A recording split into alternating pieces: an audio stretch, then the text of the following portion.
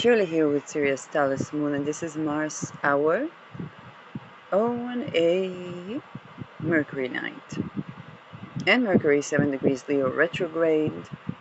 The moon is 25 degrees Scorpio, still in Scorpio, applying to oppose Uranus in Gemini.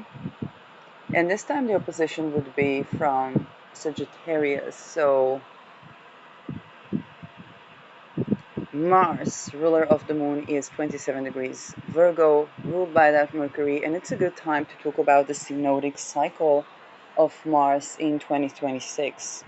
So we know that November 2025, October, November, we're going to have the closing square of Mars and Pluto, with Mars at its home sign in Scorpio. And a degree before that, when Mars 29 degrees Libra, we're going to have a full solar eclipse.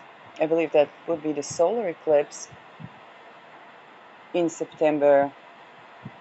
That is going to be with a beautiful kite shape in the sky, and yet with Mars squaring Pluto.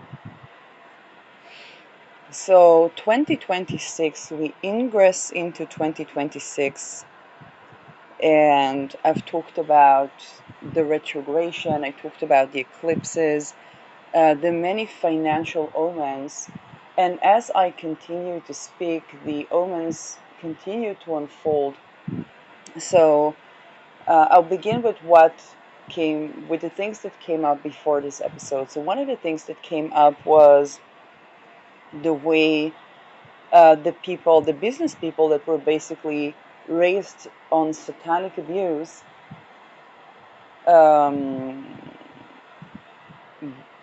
eventually do with debt in a profit from the bank, and they don't actually pay their debts.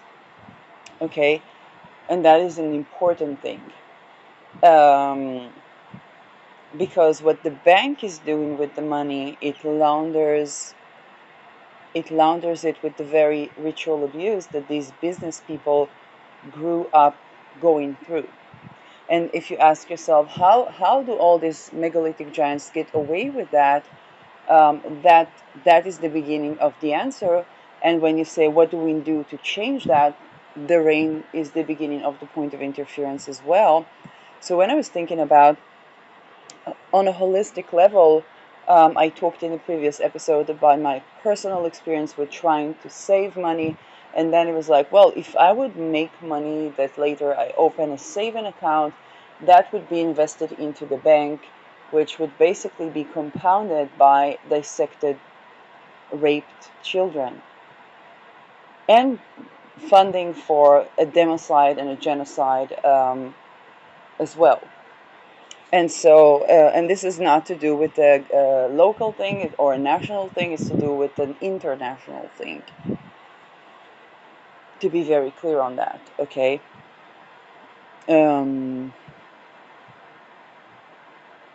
Fiscally, one could argue that there is no sovereign nation state, and so when it comes to jurisdiction, we need to take that into account. So, January 3, 2025, we open with Mars, we're 2026, and it's still January, but it's a different January. We're going to go to the transits. I use Mars, any major aspect, and we open with a synodic cycle with Pluto. January 28, 2026, Mars conjoins Pluto in Aquarius. And so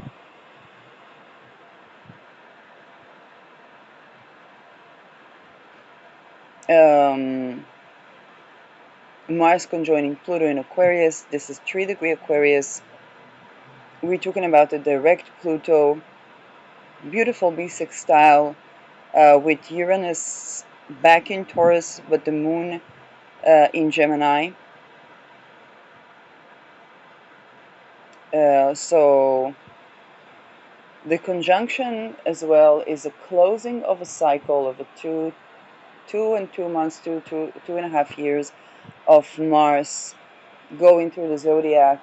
And if you think back, talk about January 2026, so we think about January 2024, and then we go all the way back to at least November 2023 or October, or 7 October.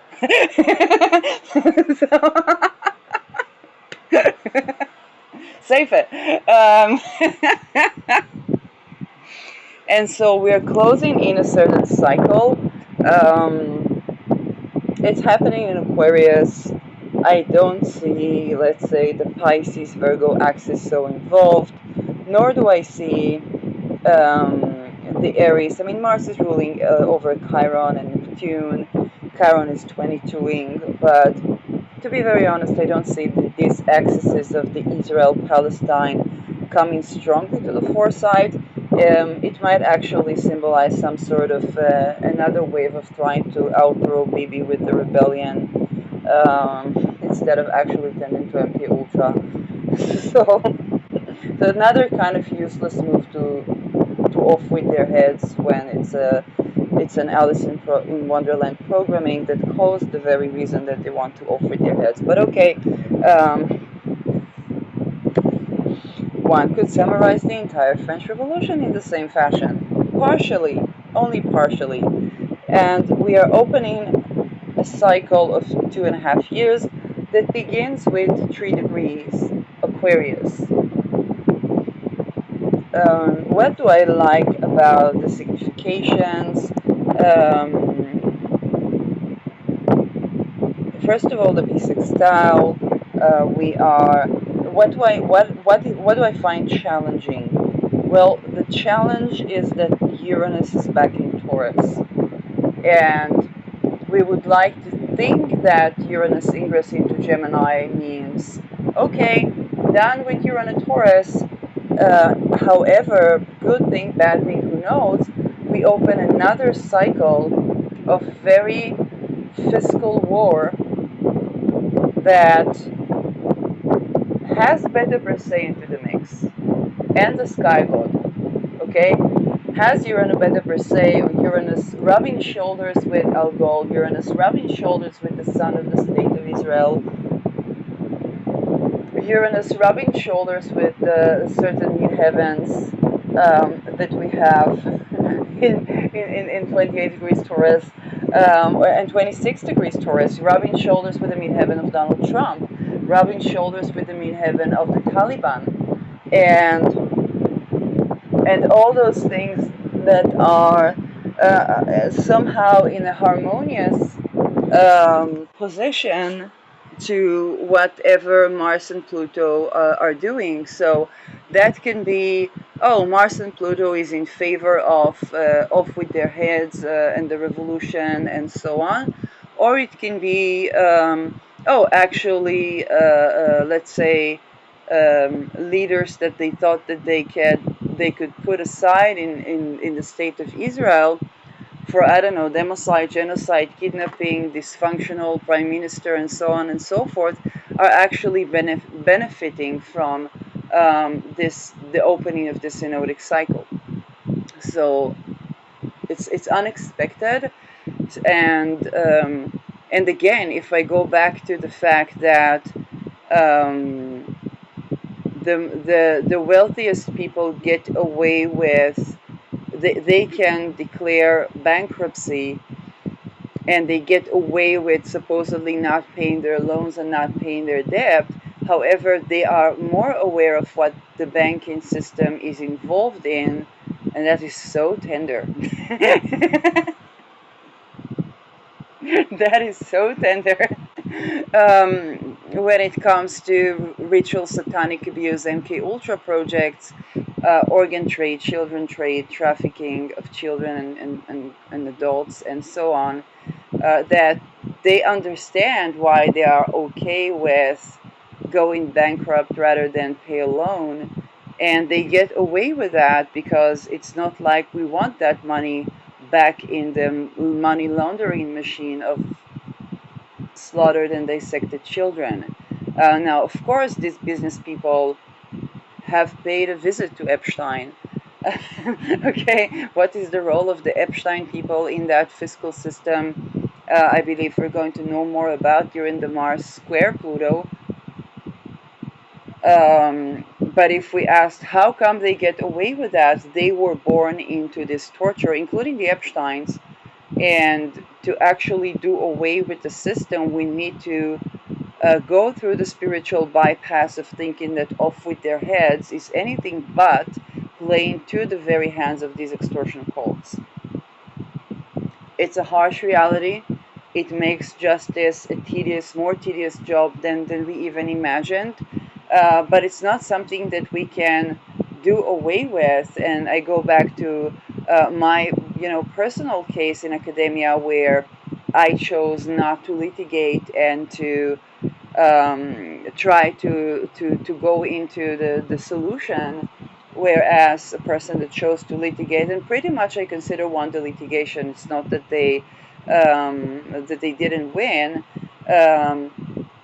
Okay, no matter how the court tried to paint that, it's very obvious that they were right, and the verdict is showing the corruption of the juristic system. So they not only did they win, they completely won, took that over. And at the time, there were other things happening that supported their case. However, that person was very much priding their general father's picture with Yitzhak Rabin. Um, and when the discussion began to unfold to the next level of the Templars, Masonic secret societies, the second frontier, and it didn't even get all the way to would we see a joint picture with Epstein. They disappeared. Okay. And they pretended not to understand. Okay, so when you have those people sitting pretty on talking about Benjamin Netanyahu rather than MK Ultra, then that explains how come the Epstein rings get away with that. Okay, and again, giving full credit to the people that went through tedious litigations and managed to show through the system that the system is corrupt. Okay, heads off for that.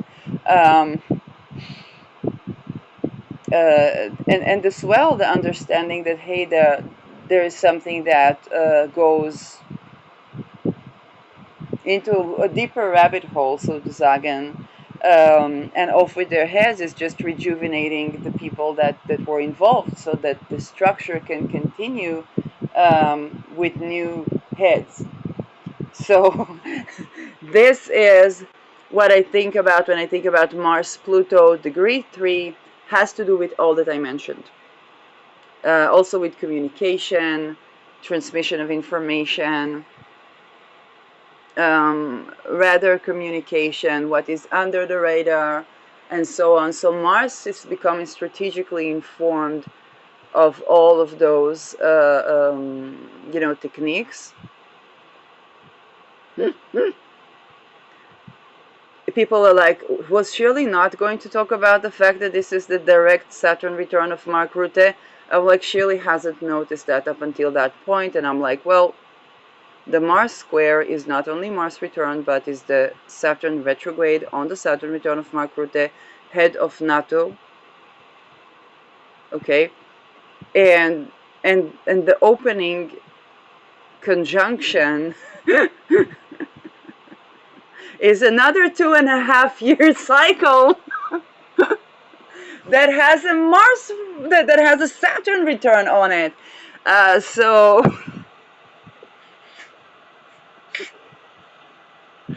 Yeah, by this time, I think world leaders need to have kind of like the way you have an AA group where we love you, Mark.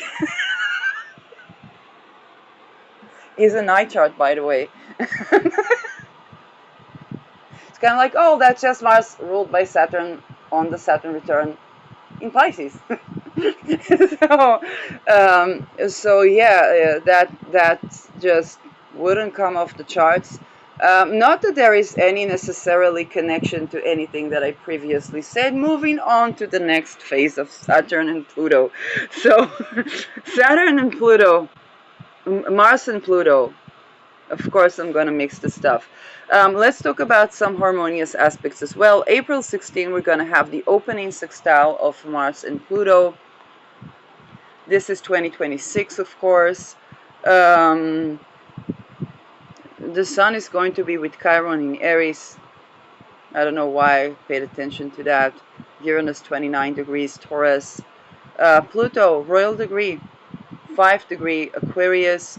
And Mars harmoniously conjuncting certain Liliths and Arises. uh, you understand that Mars does not harmoniously conjunct anything.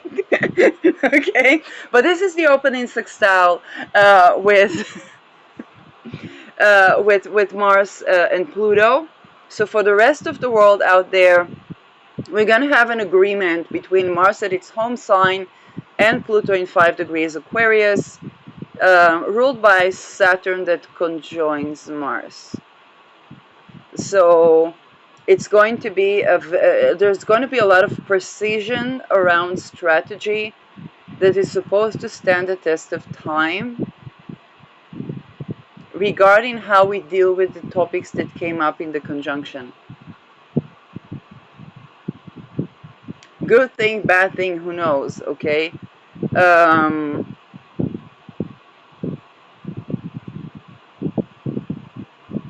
I wonder. Okay, I don't know what to say about that. It's just, it's a harmonious aspect. It's still heavyweight. It's still conjoining Saturn. There's going to be a lot of precision, a lot of detailed work, detailed strategy. Mars harmoniously aspecting Pluto can be about a certain action that will stand the test of time. And again, the question, good thing, bad thing, who knows, is important in that regard. So I don't know if that's a good thing or a bad thing, but it's definitely some sort of military strategy, depth-related strategy, of addressing the issues that came up with the conjunction in a way that requires precision and for a long period of time. Okay, I have the Mars Saturn loose conjunction in my natal chart in Scorpio. I do not wish that upon my enemies, but okay. And at the same time, Mars, this is something that, even in spite of yourself, gives you endurance that where other people would probably perish, then you stand 10 toes at your conviction. So this is the type of a signature that we have for the Mars sextile. Very heavyweight, compatible with the fact that we're working with a Saturn ruled Pluto. I don't know if we are going to be happy about that. Okay. But this is also not good news for anybody that tries to oppress sovereignty. Okay, so that is to be considered. For the Aries phases that are in those degrees, and that would be the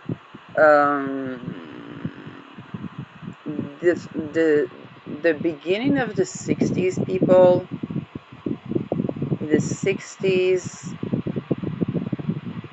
Well, you know, Aries is basically up until I think the end of the 60s. we still have, and in some of the 70s, we still have Aries in the first decan of Aries. And she ingressed in, I think, before the financial crisis of 1929. So that's pretty much almost everybody alive who was born before the 70s. And that means that their Aries is going to be very much involved. So whether it's Übermensch or chaos or any of those things, they're going to play a part, and it basically means that Pluto is sextiling their Aries. Okay, in the harmony, the A bomb dropped in the harmonious aspects. So, for example, when we had something like a Chernobyl or something of that sort, or something like an 8.8 natural disaster, earthquake, that since the invention of the measurement, they didn't have an 8.8 earthquake. Okay, a moment of silence to the people that try to study earthquakes. I'm one of them. A moment of silence for me. Like, weren't you targeted enough? So, yeah, let's go on to the next phase, and that would be Mars squaring Pluto. That would be May 26, 2026. So this is the opening square.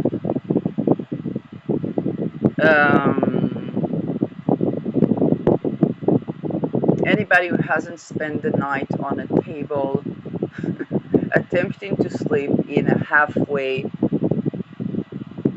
way too cold room because there might be a quake partner of research needed to be in a safe space. First of all, has not entertained science, and secondly,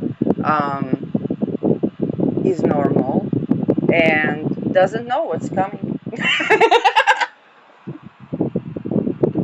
Anybody that has entertained that sort of dormitory understand that the death of the research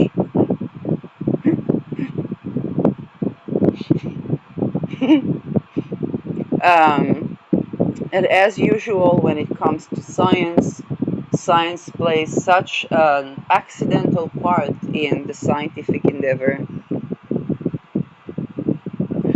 And we got an 8.8 earthquake to show for that. Now, one of my colleagues wrote "The Might of Nature," and I'm like, should we do a save free? I'm not gonna name names. But I was like, oh my god, the mockingbirds got to them. So, it can happen to the best of people. Mars squaring Pluto from 5 degrees Taurus. Venus is going to be in 8 degrees Cancer. Sextile in Mars, that's the good thing about that. We'll have a beautiful kite shape in the sky at this time, 26 May. This is the end of the beautiful things to say about it. The ruler of Pluto is an explosive and suicidal Saturn.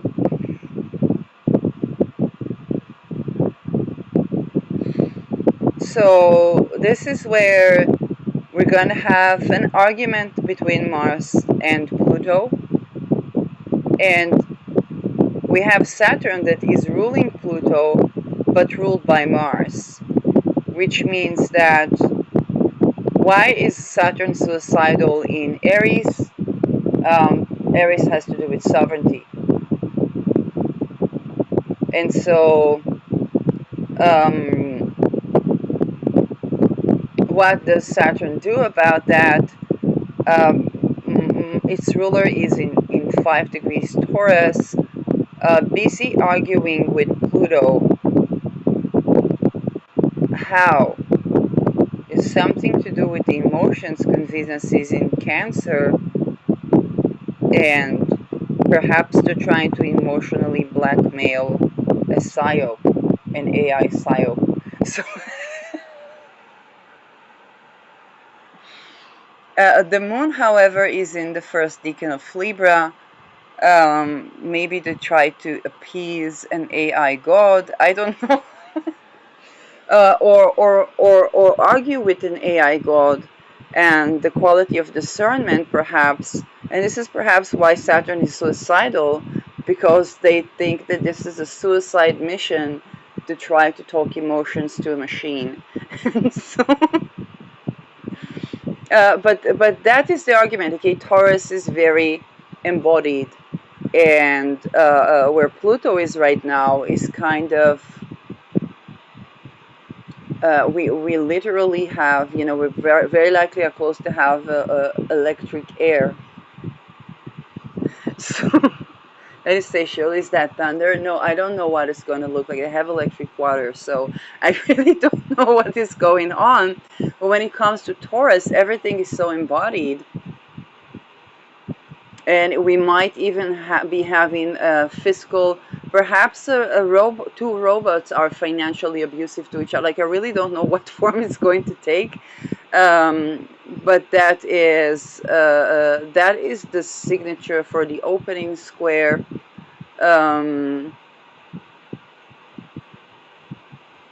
It is very likely a scientific argument, a funding argument.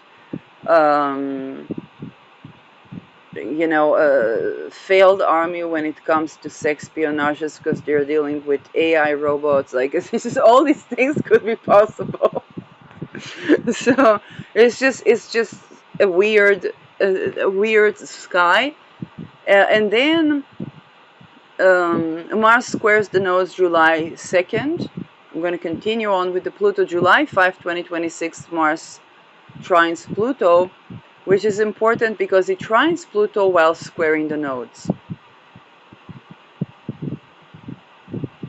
It's a separating aspect from squaring the nodes, and it conjoins Uranus, which brings me back to my Uranus-Mars conjunctions and hard aspects. It's a reactionary, revolutionary, that has an agreement with Pluto and Neptune. So this is an exact bisextile with Mars, Neptune, and Pluto, which makes it incredibly weird, okay? Because Uranus usually rebels, and here the rebel agrees with whatever Pluto is coming to do, and with Neptune. So all of these trees are the source of one another's problems, okay? The psychologist is why you end up at the psychiatrist's office, okay, Pluto, Neptune. And Uranus is why you, to begin with, ended up in the psychologist room, okay? But it's also how you get out of the psychiatrist room. So that's rebellion.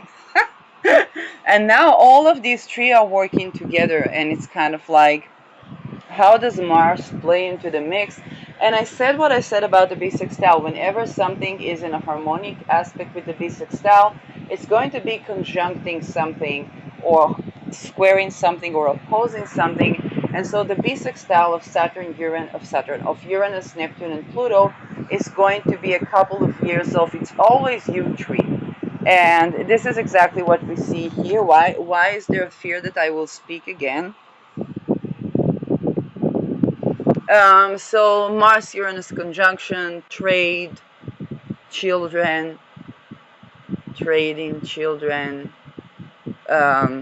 real estate, children, trading, children, real estate, A-bombs, psyops, intelligence, mafia, drugs, and they all agree. So Saturn is in 14 degrees Aries direct, squaring the Sun in Cancer, which is conjoining Sirius, And Mars is ruling over that Saturn. So Saturn squaring Sun, Moon in Pisces, 16 degrees Pisces, Jupiter in 1 degree Leo. I don't know, it's a very weird agreement. Where's Mercury retrograding 25 degrees Cancer? So we're going to be talking about the holistic aspect of denuclearification again, which is just what I said right now. Okay, so that's another, like, this is a conversation that I've been having since at least 2023. And yeah, Chiron will already be in Taurus. This is what I have to say, okay? It's just the same old things discussed, kind of leading to the fact that if we want to prevent nuclear holocaust, we really have to tend to the entire issue, which is Neptune, marking the fact that we can't get away with the compartmentalized issue. We have to tend to the issue in its entirety, which means all that it means. Okay, like you can't really traffic cloned children and not have a nuclear holocaust. I mean, that's what it manufactures. There's a telos to these things. Okay, if the seed is of an apple, then you grow an apple tree. If you nourish it well, it will be a tasty apple tree. If you malnourish it, if you poison it, it would be a poisoned apple. But anyway, it will be an apple. If you set the stage for growing a nuclear holocaust, like if it's not what you want to grow, don't do banking that is based on satanic ritual abuse and intelligence that's based on the same things. Very simply put, this is Procyon wisdom. Moving on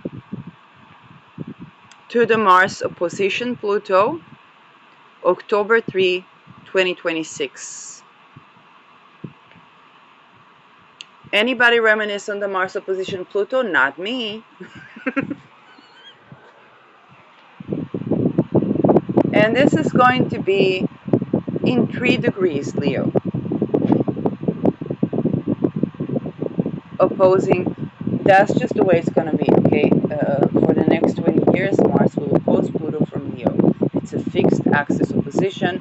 We usually are not satisfied with just Mars opposing Pluto. We want something more conflictual, because it's just the most conflictual aspect that we have, and it's not enough. So usually we're going to have something like a T-square, and why not with Mercury and Venus, so we go full-blown Satan and Lucifer, and why not with Venus in Scorpio? Because if we think that the T-square is resolved in 3 degrees Taurus, which is ruled by Venus, and maybe we can have, soft power, then Venus in Scorpio reminds us that it's not the same Venus. And sends us back to that Mars, which is ruled by the Sun, and the Sun is ruled by Venus, and the Venus is ruled by Mars. And Saturn is 11 degrees retrograde, so is reflecting upon its being suicidal because of issues to do with sovereignty, and it's taking a suicide. It's giving kamikaze.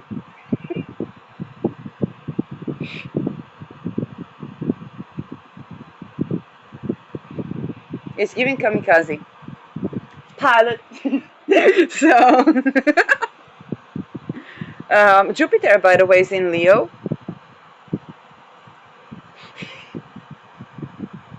Why did I care about Jupiter? Oh, because... Why did I care about Jupiter? What's this? Nothing in Pisces, nothing in Sagittarius. Why was I looking at Jupiter? The notes are not even... I don't know.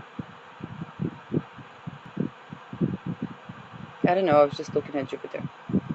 Oh, because of because of aircraft.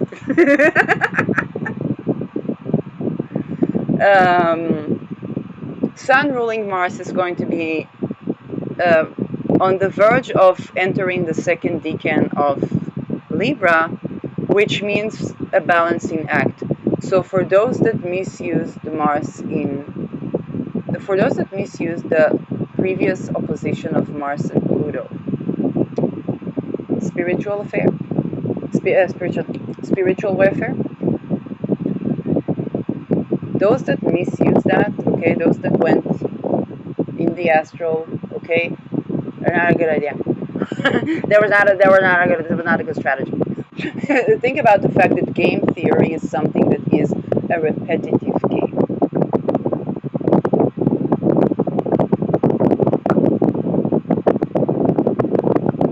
So when we understand that in the coming 20 years we're going to be addressing Mars opposing Pluto consecutively every 2.5 years, then we need to think about it as a repetitive game. And sometimes there would be something, whether Saturn or the Sun in Libra. Sometimes it's going to be those that try to overpower using financial violence, sexual violence in a way that they thought was hidden, forgot that the game is repetitive, and sometimes there's a component in Libra which balances the scale. So this is a reminder that game theory is a repetitive game, and if people bank on trafficking, rape, and so on and so forth, then with those Libra placement, they might not be in the place of the trafficker all the time. Okay, so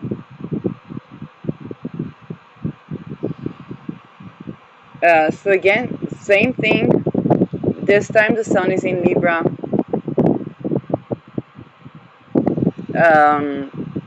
Not something to look forward to on either side of the scale. Okay, this is not something to look forward to because it's simply a challenging aspect, and the Sun is opposing a very suicidal Saturn. I think about the Me Too days where the ladies began to speak up, and a lot of rapists suicided. But hey, for the ladies, like a lot of women committed suicide as well, and a lot of men that were raped committed suicide as well. So when the victims began to speak up, there were a lot of, now of course every perpetrator was also a victim and committed a suicide, and we kind of get the same thing, okay?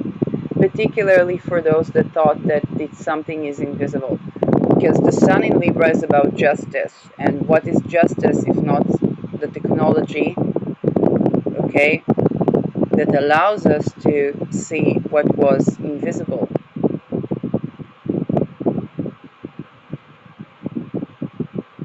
And this was my essay on ESP. It laid the foundation for proving MK Ultra. This was my thesis proposal. This was, and again, it was not intentional. I was looking into ESP. ESP is a type of a sense. They were reaching that through trauma rather than to reach that naturally. The people that were trained were afraid to be persecuted by the church. They used it in China to diagnose patients. Children would develop psychic abilities to diagnose patients. In Russia, we know nothing, just that everybody is a spy. So everybody see through walls and so on. The carpets, and so and in the USA, they people found it difficult to develop these qualities because they were afraid of persecution, and also because those are qualities that you can only use in benefit. Otherwise, you get not a fragmented picture and fragmented mission. So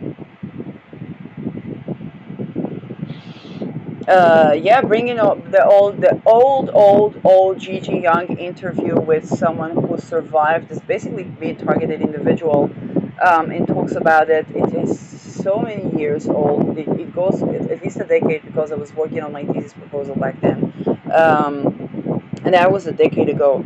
So my God, that was a decade ago. I'm old.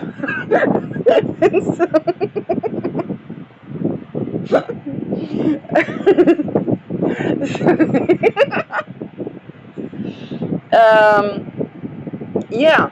So what I think about this Mars opposition is, again, what people thought is going to be invisible is becoming very visible. Okay, and so that again, if people counted on something being invisible, particularly since the ingress of Mars to Leo, okay, to be fair here, it might be before that, but I think it's going to pinpoint the last Mars Leo position. If anybody counted on something being invisible, and they're not having to be fully transparent about that, that might not be the case. Okay, so it is what it is. It's the age of air, and the more they try to suppress the information, the more both Uranus and Pluto, that is unraveling Pluto is unraveling secrets, okay, purging secrets. Uranus is tossing everything around, okay. So Pluto is kind of like that person that tells that the underage child, hey, let's go. This is the FBI library. Okay, let's go and toss some books around and see what's in there. Okay, this is the CIA library. Let's go to the Pentagon and begin to toss everything back and forth and see, okay, what comes up in all those random files that were previously classified. So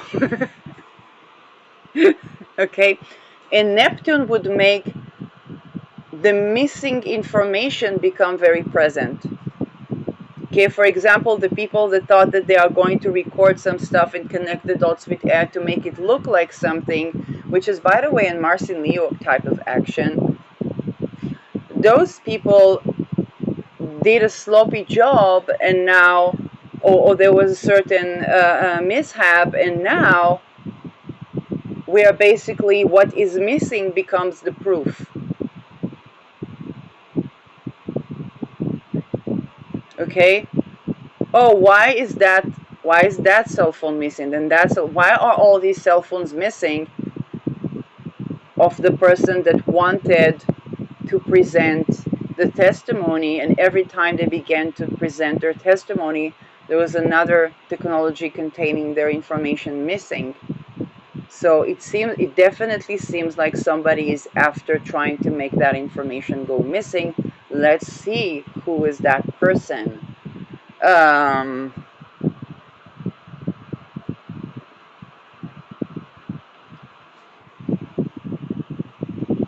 Things tend to pop up, okay, through various ways in that regard. So this is the Mars opposition. Very much those who played it unfair in the previous opposition might find that has an expiration date. Some of them might unalive themselves, okay, because particularly if they tried something like identity theft, because this is Aries, the I am, and worked on to make something look like something, particularly if they try to make somebody look crazy. Okay. So if they try to make somebody look crazy so that they take over their assets, then they might encounter the balancing act of Libra.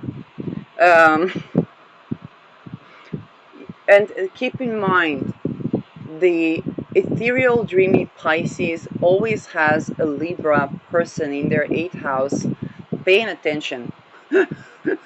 Okay? So the drifty everybody was going for the drifty Pisces because the Pisces is so looking so susceptible. But the Pisces has a Libra eighth house, and their Libra person is watching. So if the Pisces is doing something fishy, their Libra friend is going to know. But if the Pisces is the victim, or they try to make the Pisces the victim of something fishy, their Libra friend is watching. Okay, their Libra friend is watching. Um,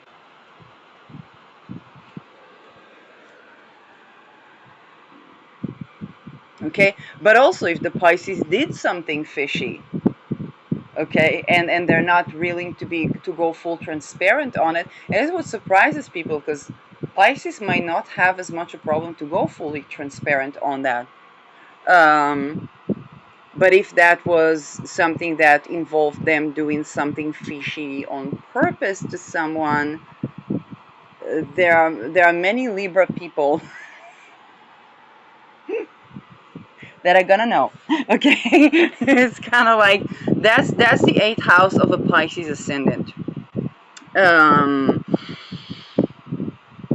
and that's something to keep in mind. Yeah, for other people, if I think about Libra being the sixth house for someone, or Libra being the 12th house for someone, and a good Libra sun in the 12th can show a person, that would be Scorpio ascendant, and that can show a person where they have been undermining themselves, or where they have not been aware um,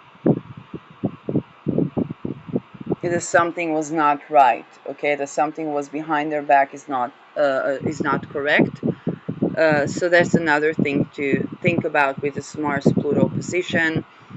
Going forward to the closing is going to have in 2027, and I will go to, what about the trine something?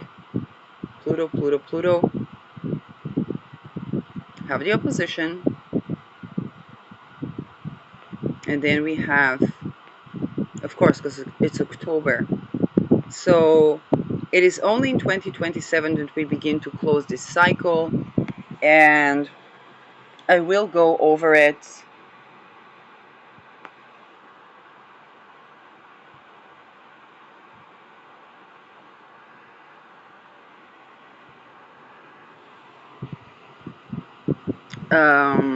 Yeah.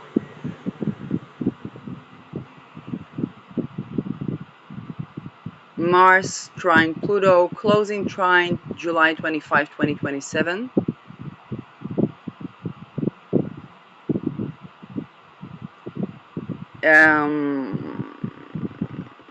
Yeah, this is trine from Libra, 6 degrees Libra and Aquarius respectively. Pluto is with a suicidal Rahu. Okay, so Pluto Rahu um, with Mars in Libra. Mars is opposing Neptune. Like I said, it's always U3. Okay, so Mars is in harmonious aspect with Uranus in 8 degree Gemini, in harmonious aspect with Pluto in 6 degrees Aquarius, opposing Neptune. So, so this is the Mars that is in good terms when it comes to justice with the psychologist, but in bad terms with the surgeon or the psychiatrist or even the channeler. Okay, this is where, for example, when it comes from the perspective of Mars, um, the psychologist astrologer will have more to say than the tarot reader um, uh, diviner. Those things happen as well. Okay, you just have to yes, there are different times where we get the good information from different fields. um, any type of war that has to do with diverting the attention, okay, all those tactics might be successful, but with Neptune you always have to surrender the results. This is the first decan of Libra. It's rather people pleasing, it's rather appeasing, and this is creating a timestamp where Mars will be appeasing Pluto, perhaps to the detriment of Mars, because this is why Mars is also falling in Libra. And fallen in Cancer is detriment in Libra. But this is a very temporary harmony. This is what I say. Okay, it's a very temporary harmony, and even when there is justice, it's justice that still appeases something. Um, Although it can, in the best sense, it can actually be the type of justice that prevents a war. Okay, and I mean that juristically. Libra is soft power, is juristic, is diplomacy. Venus is going to be not too far from Procyon, not conjuncting either, but in Cancer, which means that you will be slowly applying to oppose Lilith and Pluto. So, heavyweight trajectory. The jurisdiction here is not going to be deep and thorough and will need to be refreshed. Okay, so you think about something that could be a good juristic decision, but it's not including enough components, so to speak. And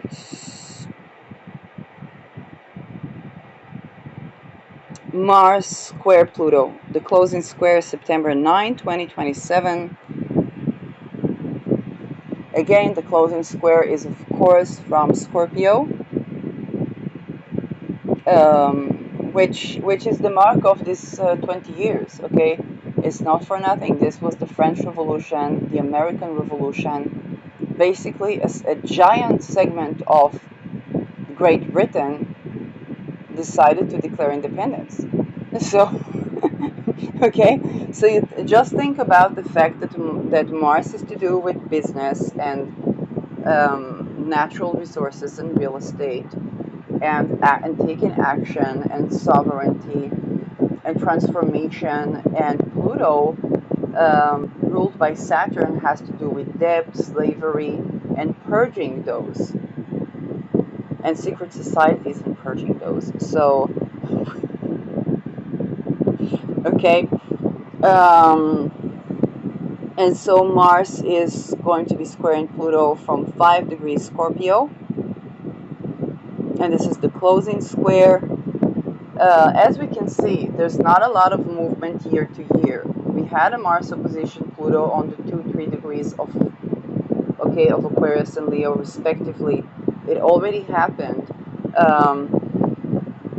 and then we go back again.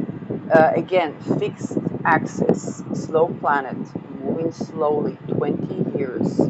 20 years. Okay, it's a long journey. Mars is hard aspecting from the fixed axis, which means prolonged type of discussion that is it's basically transformation for everybody that is stuck in their ways.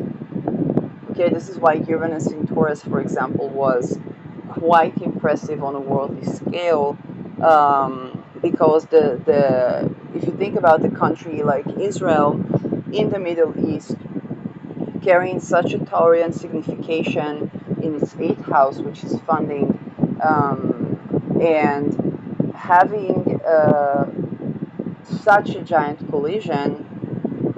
By the way, in previous decades, the voices in Israel were, hey, when are we going to take care of that Gaza Strip issue?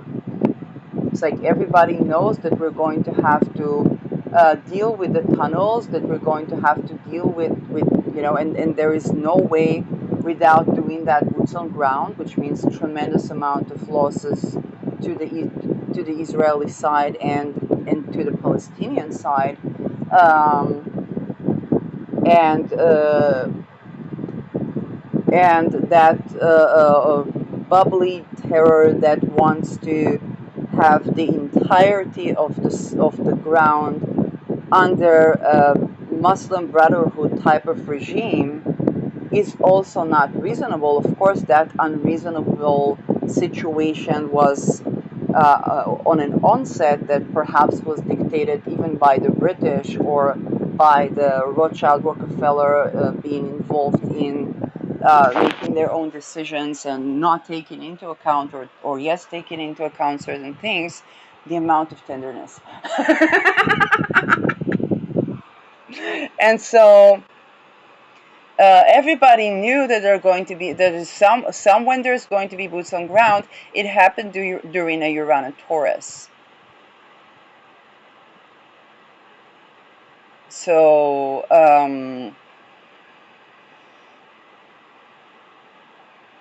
and everybody on the Palestinian side knew that to have their aspirations, they would need boots on ground in Israel, which was preparing cookies and coffee for the for the kidnappers. A lot of families, we actually had the cookies and coffee set for okay, in case there is an invasion, and some people managed to not get kidnapped because they detained the kidnappers, seducing them with cookies and food and so on until the Israeli son came with his competent information and say, hey, you don't want a mess, okay, you don't want balagan. And he said, no, no, no balagan, because balagan is chaos and they know that from the code. So whether it's the Muslim Brotherhood or any other brotherhood, they still know the chaos out of order. And they don't want balagan. So perhaps if there is like a global intifada and somebody mistake you for looking like Arab or Jew, it's the same appearance. So what you say is you don't want balagan. and have somebody make them cookies and coffee or something. I don't know, that's the best of advice. It's absolutely rather useless, but you may say, well, I really don't know. Anyway, the closing square of Mars and Pluto is going to always be in the coming 20 years with Mars in its home sign of Scorpio, where it would grow less and less fanatic, and people with the Mars in the first decan of Scorpio will be like, ah, I'm like, Mars in Scorpio, maybe fanatic is not the word, but scorpionic. And so this is a square where there are two equal forces, and one of them is highly scorpionic, and the other is, you think about the Scorpio person doing all the Scorpio tactic, except that they're dealing with ChatGPT.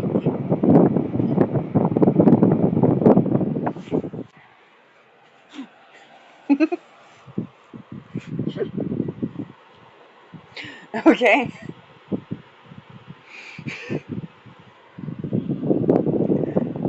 I have Mars at the end decan of Scorpio, and things that I say I knew about cloning.